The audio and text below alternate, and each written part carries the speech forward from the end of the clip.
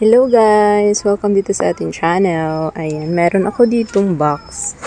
Ayan, parcel. Plants ulit ito guys. Galing kay Keys Cacti. Sobrang tagal na nito. Hindi ko na maalala kung kailan ko na-order. Basta more than a month kasi inabot na ito ng bagyo. Siguro naman ay alam nyo rin na nagbumagyo talaga doon sa Benguet at lumutang yung mga plants nila, pati yung mga strawberries, which is sad at naiintindihan naman natin kung bakit matagal na i-ship ni seller ito. At bago niya isiniship sa akin, syempre mini-make sure muna niya na okay yung plants, kasi nga nag-extension ng another week. Talagang pinahuli niya ng ship yung plants ko kasi merong isa lang naman yung lusaw, pero yun, in-extend niya yung shipment ng another week para ma-air dry pa yung plant na may sira. Ay, hindi naman sira, mashi lang. So, isa talaga meron na ulit akong plant tags, pero hindi ko masyadong nalalagay yung mga plant tags ko at saka marker. Kasi nga medyo nawawala yung mga nilalagay ko na plant tags, guys. Hindi ko alam bakit. Siguro pag nag-repot ako, naitatapon ko sila. So, isa yung Keys Cacti na Cacti and Succulent sa mga magagaling na seller na alam ko. Ano lang naman yung nagustuhan ko dito, si Crested Staphylia. Kasi gustong-gusto ko magkaroon ng ganun. Tapos, nadagdagan na, syempre. May minimum. Pero, di ba, lumampas pa tayo sa minimum, magta times 2 pa. Ayan, si Lucidum. Maarte din talaga si Lucidum, maselan. Buti meron na siyang aerial roots. Ayan, dami. Biruin mo naman sa tagal ng air dry nito. Ayan. Naubos na yung Lucidum ko, guys. Ano nga, may nag-advise sa akin paano alagaan to. Nakalimutan ko na yung advice niya. Parang ilagay ata sa shaded lang. Ang kapal ng tissue ni ma'am. Ayan. Ano siya? Medium or regular size. Bumili din naman ako ng lash dati, pero multiple stem. Gusto ko sana yung lash na isang stem lang. Lactea. Crested.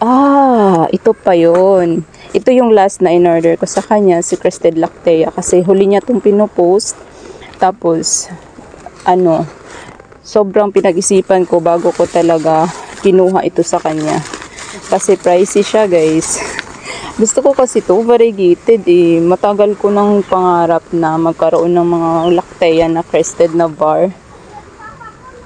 Hindi lactea. Bakit lactea yung nakalagay? Pero meron akong lactea talaga na order. Lactea yung nakalagay. Ano siya? Douglas Hot ito. Douglas Hot. Pink Hot. Di ba meron din pink hot? Pink hot or pink hot? Douglas Hot ito, lash. Hindi ko na alam yung mga price nito dahil matagal na. Ay, meron naman palang invoice. Pero ayokong sabihin sa inyo.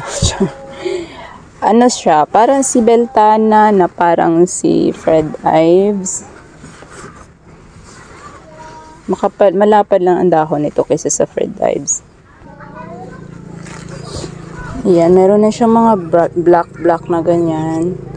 Na okay lang naman kasi matagal din talaga to na air dry.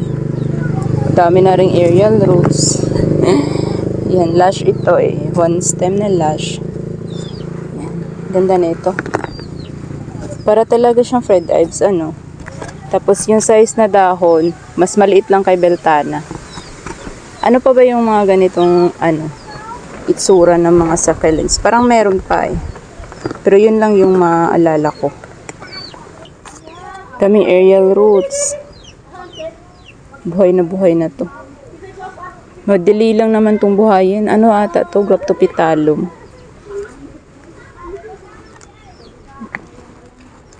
Or Graptoveria ba? Ayan. Ang bigat. Buti hindi siya yung pinagpugutan, Talagang original stem ito. Original stem. Tapos, free. Wow, may free ako, guys. Thank you, rosette type. Hindi ko alam kung ano. May free na ako na plant tags. May free pa ako na plant. Diba ang galing? Rose cabbage ata ito. Ay, hindi. Hindi ko alam ano yung ID niya. Ayan, oh. Hindi ito rose cabbage. Kasi yung dulo nito matutulis. Si rose cabbage ay parang rounded. Daming aerial roots. Grabe. Namutla na rin talaga.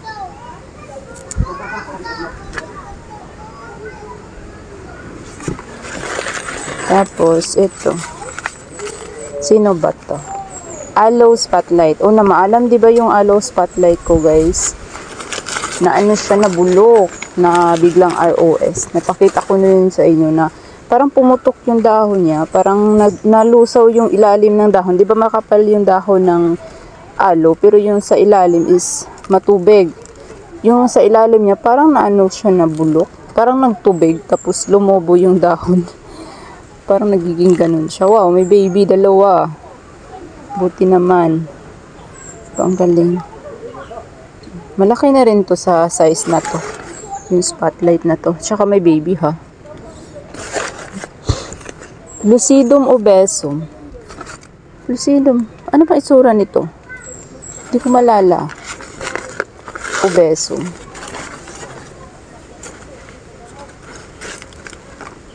Parang sedum lucidum.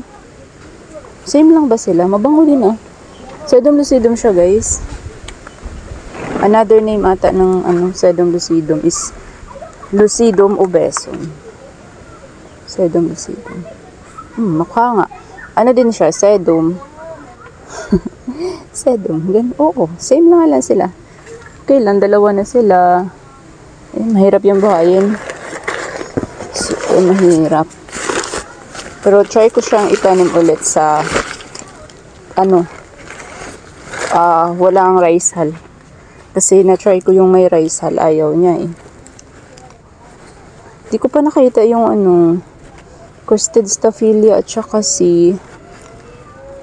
yung isa si Lactea. Ayan, ito na yun. Ganda. Hindi pala siya ganoon kalaki. Ayan, may yellow na siya, guys.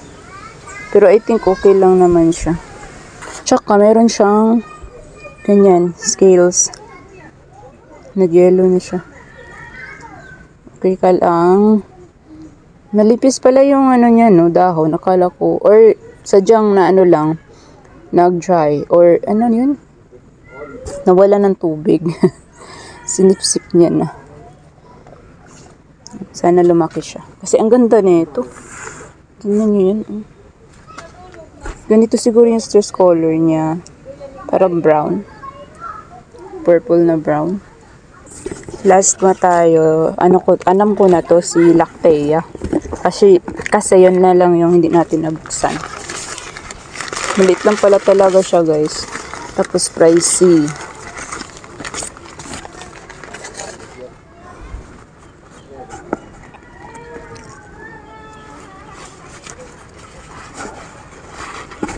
Gusto ko to. Sana mabuhay ko siya. Pero para naman hindi maarte yung mga Lactea cord dito. Pero hindi ko pa kasi na-experience yung variegated. Meron ako yung non-bar. Okay naman siya. Nabubulok pero nag-heal siya, guys. Pag masyadong maulan, nabubulok. Ayan. Yun yung nabili ko na variegated Lactea. Parang ghost, di ba? Ito yung ghost na Lactea. Tapos crested. Ganda. Sana mapalago ko. Ayan. Matagal siguro to siya lumago. Or dumami yung mga sanga-sanga. Di ba kailangan ito ng init? Masyadong init para curl talaga yung mga ibibigay niya na growth. Kasi minsan nagre-reverse. Reverse or revert. Ganun. Bumabalik sa original form. Ang ganda. Meron na rin akong ganito. Nasa wishlist ko kasi yung red. Ano pa ba yun? Yellow.